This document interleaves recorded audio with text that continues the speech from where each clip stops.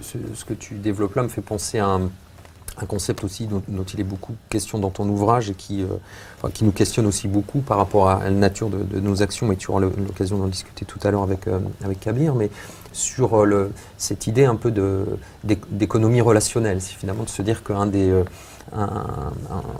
fondamentaux un petit peu de ce qui fait richesse notamment et potentialité du continent tient sur l'économie relationnelle. Alors ça pose la question de la mesure, ce que tu développais tout à l'heure, de se dire voilà, investir dans cette forme d'économie, qu'est-ce que je peux en attendre? Et je comprends que cette lecture-là puisse être assez difficile à décrypter du point de vue d'autres occidentaux, par exemple, où on est probablement plutôt sur des considérations de chiffrage, de quantité, souvent sur non pas sur les temps longs que tu expliquais tout à l'heure, mais sur des temps probablement un peu plus courts et qui perdent un peu de leur sens probablement quand on parle d'économie relationnelle. Est-ce que tu peux juste nous expliquer un petit peu ce que c'est finalement et comment ça marche d'une certaine manière pour nous aider à décrypter et puis aussi peut-être participer à faire bouger nos représentations sur cette richesse? En fait, l'espace de l'économie comme discipline, c'est un espace qui s'est constitué au tournant du XVIIIe siècle, où l'économie s'est fondée comme un savoir et une science. Les sociétés humaines, depuis qu'elles font société, pratiquent l'économie, échangent, allouent des richesses, produisent et répartissent. Donc c'est un fait. Et de ces échanges-là, donc naissent des savoir-faire, naissent un capital culturel, un capital cognitif, qu'au fil du temps, on a systématisé dans une discipline dite scientifique et que l'on enseigne dans les universités. Il se trouve que dans cette discipline-là, l'option qui a pris le dessus ces 50 dernières années, c'est l'option néoclassique. C'est l'option qui considère que l'homme est un homo economicus, que c'est un individu qui passe son temps à optimiser, à rationaliser, à mettre en regard des moyens et des finalités, mais à essayer d'avoir une production au coût minimum. Une entreprise, elle veut optimiser son profit, donc réduire ses coûts, et un individu veut maximiser son utilité. C'est les deux idées de base. Et l'idée de base de la démarche économique, c'est que la méthodologie économique, donc c'est ce qu'on appelle l'individualisme méthodologique, que l'individu passe son temps à faire des arbitrages coûts-avantages et cherche toujours l'option la plus avantageuse. Ce qui est vrai en partie. Un certain nombre de comportements sont des comportements optimisateurs. On peut les concevoir, mais juste en partie.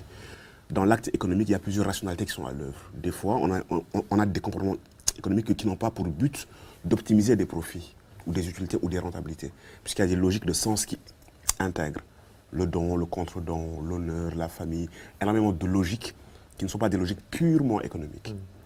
Et le problème de la discipline, ça a été de réduire, une forme de réductionnisme, la lecture de l'acte économique et de le réduire simplement à sa dimension utilitaire. Alors qu'il y a une dimension relationnelle dans l'acte économique et dans l'acte d'échange. Et il semblerait même que c'est une dimension qui est première. Lorsqu'on observe bien l'acte d'échange, c'est d'abord un acte social. Lorsqu'on observe les formes d'économie citées sur le continent qui empruntent à toutes ces logiques-là, mais on observe que durant un temps long, les biens ont circulé à travers les relations familiales, à travers les relations interpersonnelles, et que l'économie était enchâssée dans le socio-culturel. Il y a des pratiques de dons et de contre-dons importantes, il y a énormément de pratiques qui font circuler les biens, mais dont la charpente est l'économie relationnelle. Alors lorsqu'on réfléchit, parce que l'économie est censée être en crise, parce que elle est censée ne plus savoir où elle va, elle est censée être extrêmement financiarisée, elle est censée prendre les moyens pour les finalités.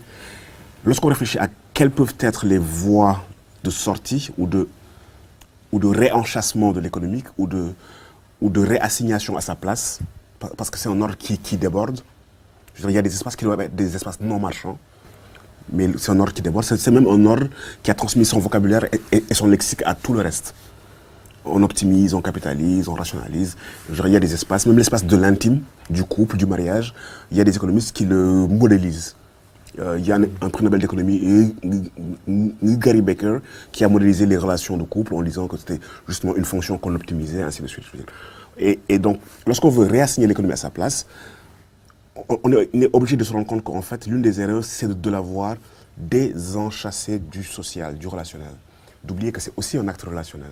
Et que fondamentalement, ce qui est important, donc le capital sur lequel il se fonde, une entreprise, une banque, la fiducia, la relation de confiance.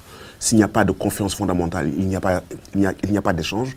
Si on veut minimiser les coûts de transaction ou les garanties, si on réussit à construire une relation de confiance forte entre deux acteurs, on minimise les coûts de transaction, on minimise les garanties, on sait que les engagements seront tenus.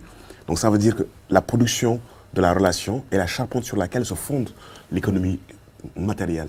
Il y a des individus qui sont dans une entreprise, qui gagnent un salaire important et qui décident de quitter l'entreprise et d'aller travailler dans une autre entreprise avec un salaire moins important parce que les relations sont exécrables, les relations de travail humaines. Donc ça veut dire qu'ils sont prêts, eux, à payer un coût pour avoir un espace relationnel beaucoup plus intéressant. Donc ça veut dire que ce qui les motive, ce n'est pas uniquement le revenu. Donc toutes ces études-là relativisent l'importance de l'économie, ou bien l'exclusivité de l'économie matérielle dans la relation économique. Et toute cette réflexion-là, elle épaissit l'agir économique. Donc elle montre qu'en fait l'agir économique emprunte à plusieurs rationalités qui sont à l'œuvre. Et il serait intéressant de comprendre toutes ces rationalités-là et de les prendre en compte lorsqu'on réfléchit sur la dynamique économique. Et donc du coup, ça change totalement la perspective que nous avons. On a une perspective purement statistique, quantitative, et qui fait qu'énormément de choses importantes échappent lorsqu'on a cette grille, qui est une grille, une fois de plus, réductionniste. Merci beaucoup Felwine pour cet éclairage et cet échange.